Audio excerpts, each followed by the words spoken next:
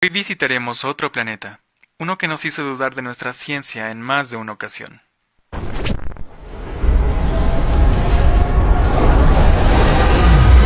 Bienvenidos, cosmonautas, a la órbita más cercana de nuestro Sol. Y disculpen la interferencia, pero aquí en Mercurio chocan dos grandes campos magnéticos, el planetario y el solar. Su día es de 58.7 días terrestres, 2/3 de su año. Es uno de los pocos planetas que tiene dos amaneceres debido a su movimiento caótico. Prácticamente no tiene atmósfera y su núcleo es casi sólido, por lo que la actividad volcánica se extinguió hace mucho tiempo.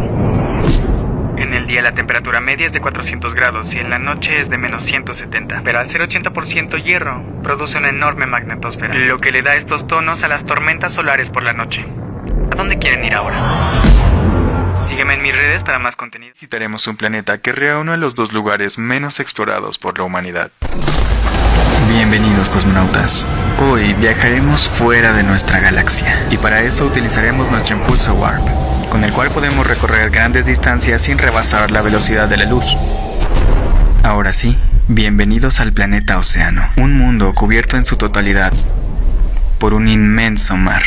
En las primeras capas de la atmósfera podríamos observar tormentas, pero al llegar a la superficie veríamos un mar interminable. Este planeta en particular tiene un satélite, por lo cual las mareas en algunas zonas son más calmadas que en otras. Por ejemplo, esta región, donde los oleajes son gigantescos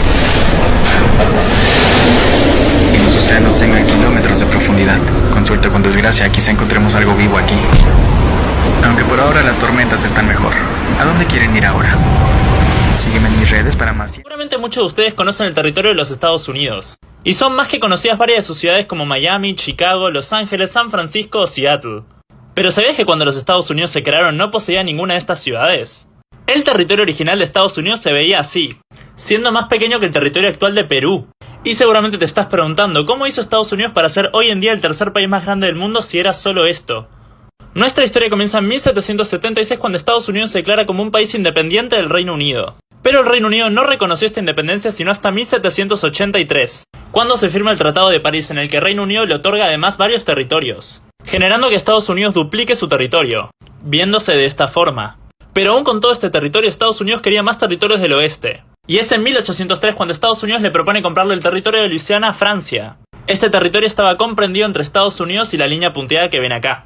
Y como Francia no estaba en condiciones de mantener Luisiana porque había ocurrido la Revolución Francesa, Francia decide venderle el territorio a Estados Unidos por 15 millones de dólares. Lo que serían hoy en día unos 300 millones de dólares, que es muy poco para la cantidad de territorio que era. Con el territorio de Luisiana, Estados Unidos había más que cuadruplicado su territorio original. Pero aún así Estados Unidos quería aún expandirse más al oeste. Y es 15 años después de la compra de Luisiana que Estados Unidos y Reino Unido firman el Tratado de 1818, en el que Estados Unidos y Reino Unido se comprometen a administrar de forma conjunta el territorio de Oregón, que comprendía desde la línea punteada para el norte. Y es así como Estados Unidos por primera vez en su historia tiene territorios en el Océano Pacífico. Y quizá muchos ya se estaban preguntando qué estaba pasando con Florida.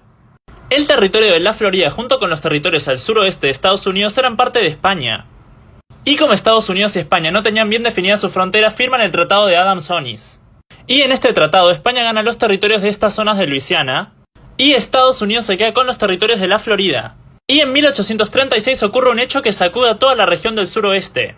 Y es que Texas, ya siendo parte de México como un país independiente, se independiza de México. Y unos años después Texas se vuelve parte de Estados Unidos. Y unos años después, en 1846, ocurre un hecho que muchos mexicanos deben saber cuál es, que es la guerra entre Estados Unidos y México. Una guerra muy desigual ya que los Estados Unidos eran mucho más ricos y avanzados tecnológicamente, mientras que México no solo era un país inferior en términos económicos, sino que además tenía una propia crisis interna. La guerra dura hasta 1848 y Estados Unidos le gana a México. Y para llegar a la paz y administrar territorios, Estados Unidos y México firman el Tratado de Guadalupe Hidalgo, en el que Estados Unidos adquiere todos los territorios al norte del río Bravo. Es decir, se establece la actual frontera entre Estados Unidos y México. Pero seguramente muchos se están preguntando qué pasó con Alaska y Hawái. En 1867 Estados Unidos compra Alaska a Rusia por lo que hoy serían 100 millones de dólares, ya que Rusia no lo podía administrar porque estaba bajo una guerra. Y Hawái es anexada a Estados Unidos en 1898 cuando este país lo invade. Así concluye la historia de Estados Unidos. No se olviden de seguirme en TikTok e Instagram y darle like. Mucho tiempo frente a una pantalla realmente me puede dejar ciego.